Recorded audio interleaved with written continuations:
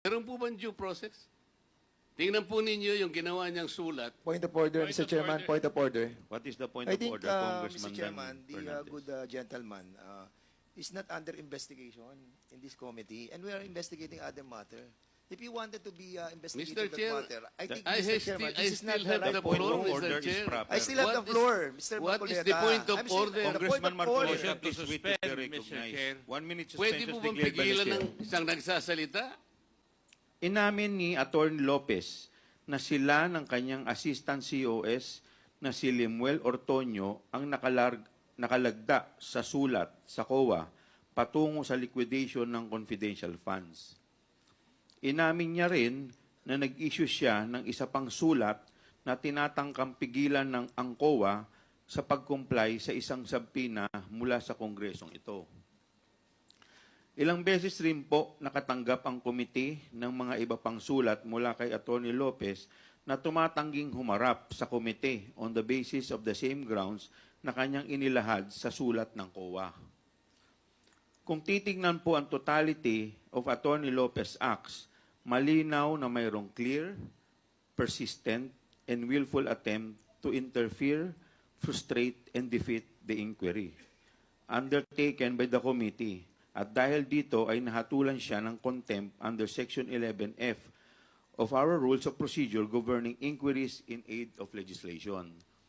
During the course of the hearing, Atty. Lopez was asked, tinanong po siya, kung sila po ay nagsampa ng kaso dito po sa Supreme Court, dito po sa request ng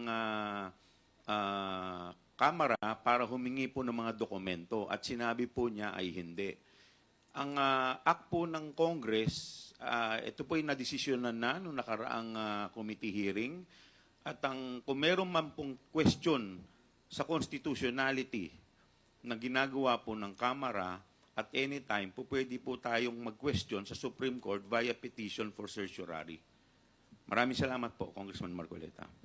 Mr. Chair, yun nga po yung tinatanong ko sa inyo kanina kung paano ginanap yung assessment ng totality of evidence. Sapagkat kung napansin po ninyo, isinama po yung di umano ay pagtatanggal ng ibang kawani ng DepEd na wala yatang ang pagkakatingin ko po sa mga minutes ay wala pong due process na pinagtatanggal po sila. Isa po yun yata sa ebidensya na ipinasok ninyo sa totality. Tama po ba? Isa lamang po yun sa mga napag-usapan po. Gusto ko lamang pong puntuhan Tama yun po. sapagkat ako po bilang isa, tinanggal po ako sa lahat ng aking committee. Hindi ko man lang po alam kung ano yung kasalanan ko. I was not even informed. The first element of due process is notice. I was not notified. What did I do wrong? Wala po. Pero pinagtatanggal po ako, tinanggap ko naman eh. Pero wala pong due process. Yung po ang gusto kong ipaintindi rin. Pati nga po yung membership ko sa Commission on Appointments na wala namang kinalaman dito sa gawain natin sa Kongreso, tinanggal din po ako ron. Meron po bang due process? Tingnan po ninyo yung ginawa niyang sulat. Point of order, Point Mr. of Chairman. order. Point of order. What is the point I of think, order, Congressman Mr. Chairman, Dan the Fernandez? good gentleman is not under investigation in this committee, and we are investigating other matter.